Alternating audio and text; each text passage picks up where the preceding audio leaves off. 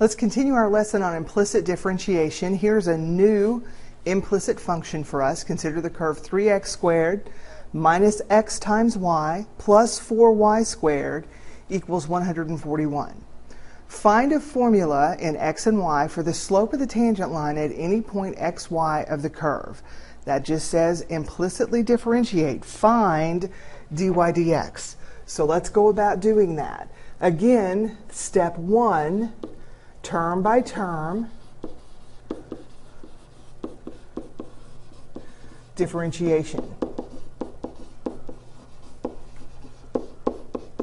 And they ask for the slope of the tangent line, and you say, well, they didn't ask for dy dx, so how do I know? Well, if they want the slope of the tangent line, then I'm going to assume that they're asking for dy dx. If they want the rate at which something's changing that this function is modeling, again, I'm going to assume they're asking for dy dx. So step 1, term by term differentiation. The first term, 3x squared, is 6x. That's the power rule. Minus, now I'm going to put parentheses here because I'm subtracting something where I'm going to have to use the product rule. This is x times y. So it's minus 1 d2 plus 2 d1. And see, if I don't put these brackets here, then I might not distribute that negative over here on my positive. So you've got to be careful with that. And since I put the negative out front, then 1 is x and 2 is y. So it's 1 d2, the derivative of y with respect to x, plus 2 d1. The derivative of x with respect to x is 1.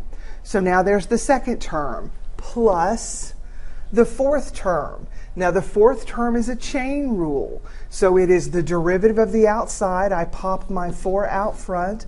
The derivative of the outside, there it is. Power pops down front, reduce the power by 1. Not changing the inside times the derivative of what's inside. So there is every term on the left-hand side of the equal sign.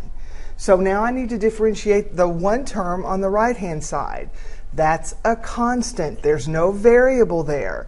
The derivative of 141 is 0. And by and large, if students make any mistakes when they are given an explicit function where the right-hand side is just a real number, the most common distractor on multiple choice is going to be leaving that as the original value they gave you. That's the most common mistake students make, is they will not take the derivative of that right-hand side.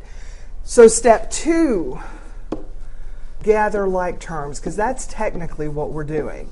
Okay, we're gathering like terms by putting dy dx on the left-hand side and everything else on the right-hand side using good algebra. Now here, this is going to be minus x times dy dx minus y when I distribute that negative. So be careful of that. So I'm going to leave on the left-hand side negative x times dy dx. The other two terms, this term and this term, don't have dy dx in them, but this term does. So I'm going to put that together, plus 8y times dy dx equals, now I have a 0 on the right-hand side, but I need to put this 6x term using correct algebra over there, and this minus y term needs to now become plus y. Then I need to factor out dy dx.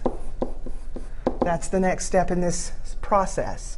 So I have dy dx times the quantity negative x plus 8y has to equal negative 6x plus y. And the last and final step is to solve for dy dx. Now the two examples we have seen, it takes dividing by, the other terms that we factored out, but that may not always be true. Just depends on what the original function looks like. So we're going to solve for dy dx, meaning we want dy dx equals everything else using really good algebra on the right-hand side of the equal sign.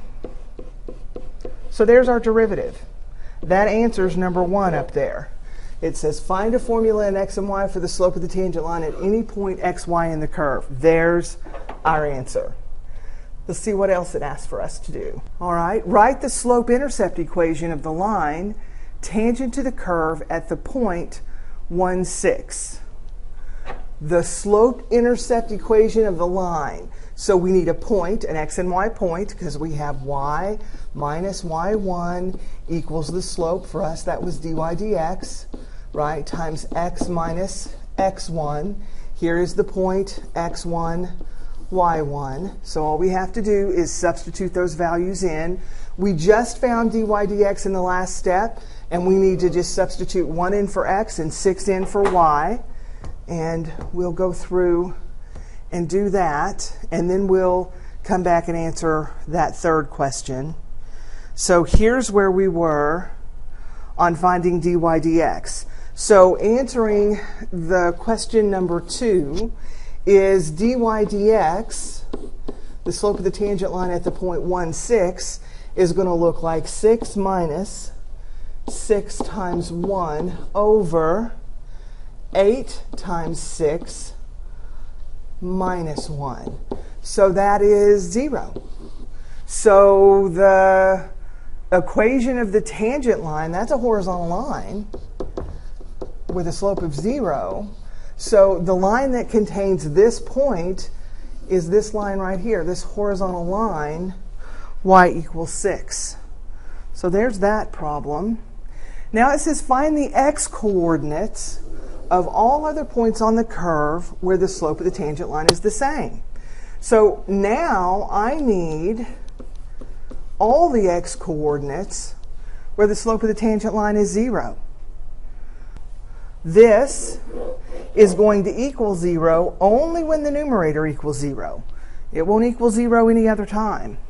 So I'm looking for x values where that's a true statement, which means that has to be a true statement. Well, how do I find the x values where y equals 6x? I need a relationship between y and x that I can plug that into that will actually get me down to x equals some value.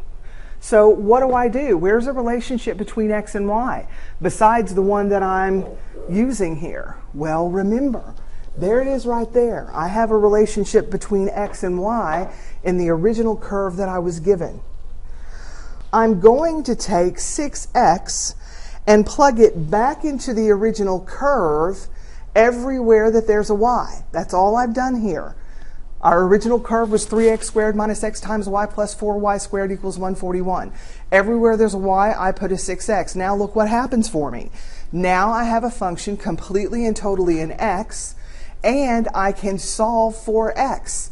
I have like terms on the left-hand side there, so I'm going to put those together. And holy cow, look what happens for me. Now please remember there are two choices here. There are two things we can square to get x squared equals positive 1. That's positive and negative 1. So there are two answers to this. We've already been given the x-coordinate of positive 1. So the only other x-coordinate that we're finding where the slope of the tangent line equals 0 is at x equal negative 1. I said at the beginning of this lesson that most of the elementary functions that we work with that are explicit are actually functions. They're functions, and we don't have to worry about, whether we have an explicit function or not. That's not completely true. Now for us, history has proven to me over the last 10 years that 99.9% of the functions put in front of us, explicit or otherwise, are well-defined functions, and we can actually perform calculus on them. But I don't want to give you the idea that anything that's on the paper in front of you is a function and that you can go about finding its derivative. So you have to be certain that if an equation in x and y determines a function of y equals f of x, or even an implicit function, and if the function is differentiable, then the method of implicit differentiation will yield a correct expression for dy dx. There's two ifs there that I don't want you to take for granted. There are some subtleties when we have mathematics put in front of us that we're going to have to think on our feet. Let's say that you were given this implicit function, and you were asked to go about finding the derivative of it. Well, a large majority of my students would go about applying the implicit differentiation process, and they would come out with an answer, and they would tell me dy dx equals whatever. Well, I don't want you to jump into just doing mathematics because it's on the page in front of you. I want you to think on your feet. This is not a function. This is a huge problem. We have x squared plus y squared equals -1.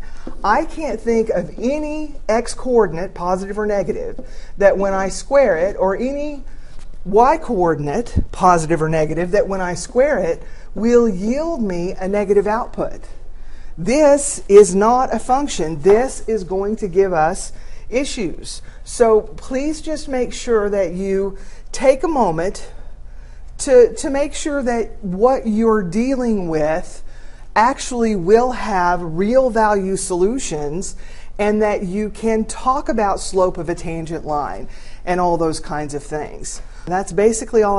I want you to realize that you need to look carefully at the functions that you intended to differentiate implicitly or explicitly, and make certain they're good candidates with no inherent difficulties, even subtle difficulties like this one. All right, so that finishes up the lessons, the videos for implicit differentiation. Come to class next time and we'll get some homework done.